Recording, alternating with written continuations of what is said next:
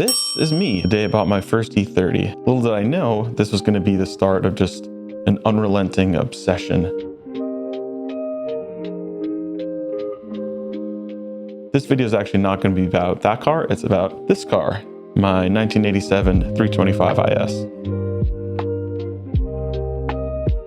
A family friend was selling this car. I jumped at the opportunity to buy it. Took a look around the car and it was pretty beat. You know, it really not looking good, but I was excited to start a project. I got to researching. Every spare moment I had was just dedicated to reading forums, watching videos, reading repair guides, learning the ins and outs of what it takes to build a car like this. My plan was really simple. I was just gonna fix up a couple things, make it look a little bit better, lower it, you know, make it appealing to sell. But here we are 3 years later with basically a completely restored car and no intentions to sell it. I ended up replacing every bit of the suspension. So I did the struts, the springs, the shocks, all the bushings, the subframes. Everything I took out of the car was in worse condition than I thought. So it just needed more and more work. So anything that was rubber, plastic, any like wear item I removed. Even still, anything that was not meant to be a wear item. You know, I'm talking metal, panels, fenders, whatever, everything was messed up. So I bought a welder. I taught myself how to use it, you know, again, just YouTube or anything I could find online, just how to use a welder, how to fix rust, how to patch a hole. And I just went for it. Replaced the sunroof, the hood, the front fenders. I had to fix holes in the trunk, both sides. I had to fix all the floors were rotted out. There was a lot of that. Next up, I replaced the fuel tank, the fuel lines, the brakes, the brake lines. I did some engine maintenance. I replaced the timing belt. I replaced any seal that was easy access. I had to replace the whole front end of the car because it was previously in an accident. So I picked up another front end from a different car, grafted that in. That was pretty tricky. If you've never done a project like this before, all of this work, all that stuff sounds probably pretty overwhelming. Trust me when I say, like, you could do this.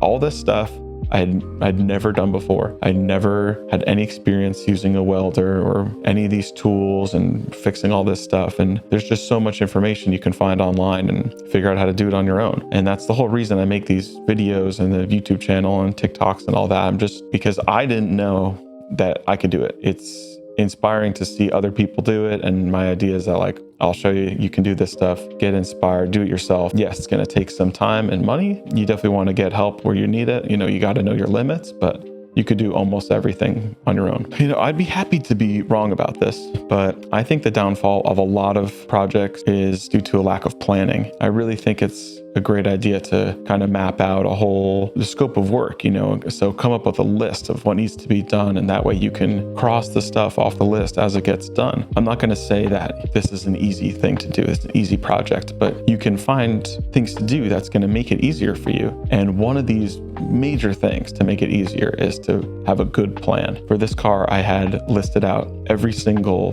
thing that needed to be done. Beyond that, I listed out every part that was needed to do that. And a big thing for me is that if you can split it up, it just makes it easier to digest. You have a crazy amount of stuff to do, and if it was just a giant pile of parts and a big mess in your head, you're just gonna get lost.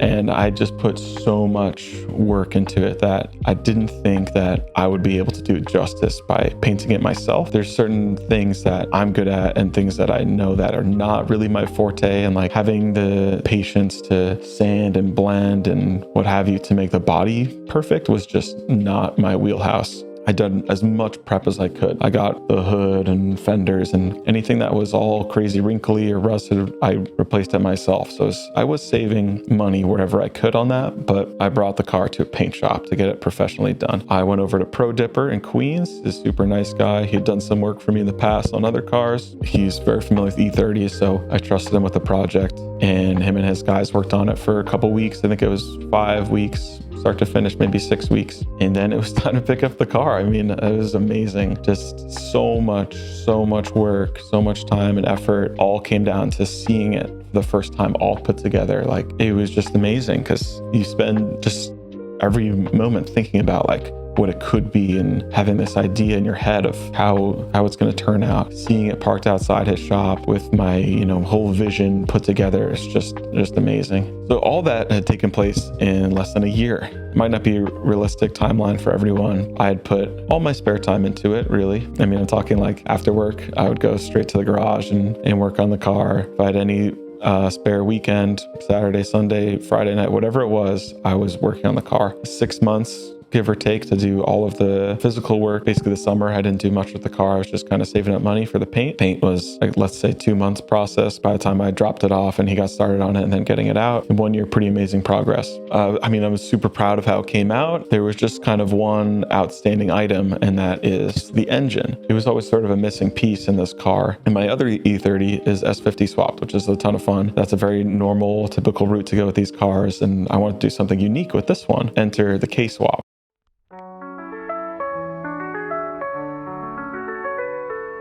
I had looked into it a little bit. Seemed like a cool thing to have a newer motor that you can easily monitor. You can easily get parts. You just run to any parts store. I joined some K-swap Facebook groups. There was a guy actually pretty local to me selling an E30 K-swap that he had built, and he was willing to split up the car, which was a full track car, and the drivetrain. A match made in heaven, a local deal on everything I needed. What's included for the E30 K-swap is a custom oil pan, oil pump, engine mounts, transmission adapter. I'll try to quickly review the swap process. If you're interested for more details and all the ins and outs, I have a video dedicating almost every aspect of it, so check out my channel for that. The first thing we had to do was prep the motor. So I picked it up and it was a little dirty, but good, all sealed up and ready to go. So I cleaned it up and painted it, and then I had to bolt on all the accessories, alternator, water pump, intake, all that stuff. With the motor all set, it was time to work on the actual car side of things. A friend of mine helped me pull the M20 out. I'd previously made the front end removable, as I'd said before. So it's so easy to pull a motor if you have no front end. You just unbolt some stuff and wheel it out, disconnect the wires and anything else, pull the exhaust. And you could do that on your own. But it is nice to have an extra set of hands so you can look in two places at the same time and pull different directions. It's helpful for sure. With the motor out, it was time to prep the chassis. It doesn't need a ton of modification. That being said, I had changed the brake booster to a Porsche 944 that gives you a little more space in the engine bay and clearance with the intake. And I changed the brake fluid reservoir. That also gives you more room for that. I upgraded the clutch master cylinder, and I changed all the fuel lines to AN fittings. One of the key features of this setup is that you can retain your BMW transmission. There's a little caveat that you have to trim an opening to fit the Honda starter. To prepare the transmission, I replaced the pivot pin, the clutch fork, the spring, any seals that were easy to get to. Then I installed the flywheel clutch, mounted it all together. So with that all done, it was time to put the motor into the car, which it's a little tricky. Again, you can do it by yourself. It's easier with 2 people. The first time I had a second person. The second time I did it by myself. So with the motor all in, I needed an exhaust. I had headers and I had a midsection, and the whole midsection was for a 24 valve swap on an E30, which is, it's good to fit the body, but it didn't match up to the headers at all. So my buddy helped me weld up kind of an adapter to get that all going. And, I'm saying this whole thing about you can do this on your own. You don't need experience. You don't need that. If you know someone that is better than you at something and they have better tools and easy access and they're willing to help, call them up. It's going to save you a headache. So next up was setting up the cooling system, which I used a radiator from TF Works, and they have custom hoses. That's actually meant for an S14, but it fits the E30 pretty nice. Then it was time to wire it. So this is where things took a slight nosedive. The wiring harness is such a crucial piece of your car, and you want all of that to be perfect. So you just plug and play, nice and easy. So I was thinking like, all right, I'm not going to cheap out on this. I'm going to buy something that's reputable. I'm not buying some eBay junk harness. I want to get it from a company that can support it, that, they have a whole system that you can stick with. I went with the K-Power wiring harness and their adapter harness. The harness is pretty nice. Everything was the right length and I set it all up. I was just thinking if anything goes wrong and nothing works, this isn't something you can just Google. This was a very niche application. So having to figure out and troubleshoot things on your own is going to be difficult. So I was like, I'm going to go with the pros. They'll help me out. If anything goes wrong, we're good. Long story short, it didn't work. I started digging through wiring diagrams and checking the colors of the wires, and something it wasn't adding up. I noticed that 2 of the wires were switched that were wrong in the connector. Took pictures, sent them to K-Power. Hey, this seems like a mistake here, that these 2 wires should be flipped. This matches up to the error on the engine. I think this is it. So they got back to me and they said they checked all the harnesses in their shop and they compared all the diagrams and whatnot. And they're like, yep, your harness is good. There's no mistakes. Something's wrong on your end. Not sure what it is. I was like, oh, damn, that sucks. I thought I found the problem. So it still wasn't sitting right with me. So I switched the wires and everything worked perfect.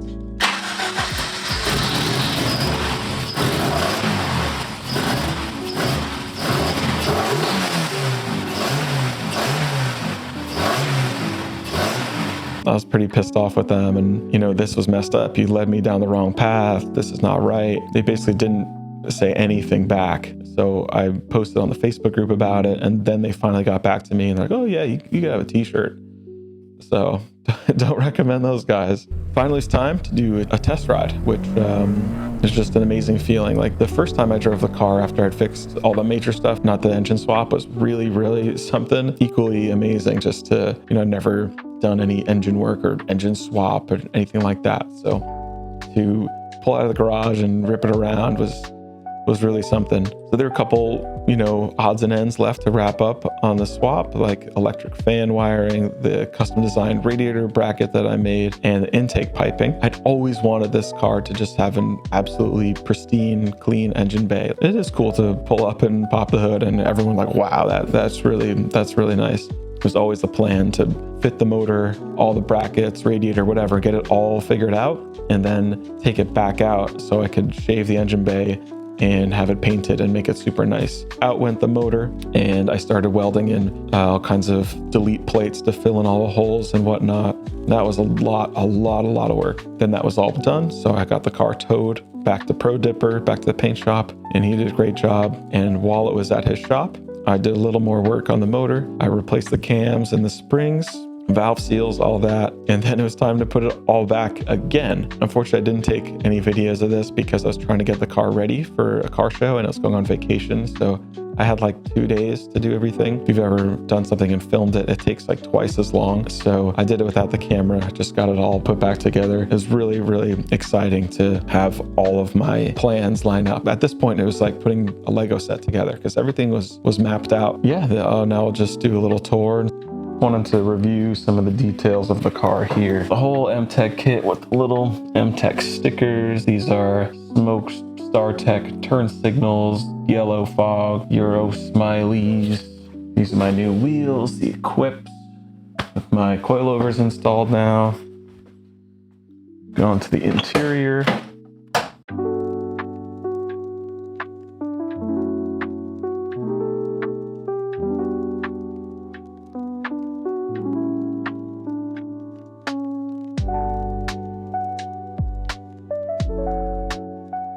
Got the MTech door sills, the MTech seat parts, cocoa mat. Anyway, here's my custom cluster. It's all orange. And it's supposed to be like an ode to the Honda Type R cluster. It's got voltage, oil temperature, oil pressure. It's got a 9K tach, and that's about it. My radio here is custom made from bmwradios.com. You can play tapes, but it also has a Bluetooth input, but you would never know. It's all kind of hidden under the hood, but you can just Bluetooth off your phone right to here. These are the aluminum door handles from Frank Leo Grande. Definitely recommend these. Place the dashboard. That was a lot of work. This is the Z3 shifter with, I think this is from Garagistic, this Delrin knob. It's kind of old school looking. I figured it was nice and plain. Let's see what else. Do a little check in the trunk.